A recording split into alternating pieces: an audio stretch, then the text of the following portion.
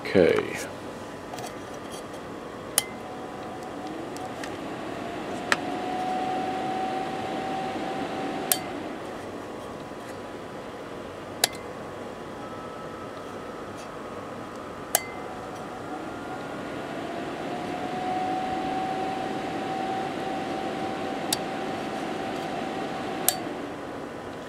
Of course, this switch doesn't do anything. It was an open diode. See that guy right there? He's bad. So that's what the problem was. Been replaced, and as you can see, all the functions work correctly now.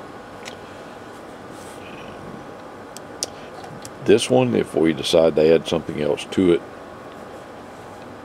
it's available. Okay, 7-3.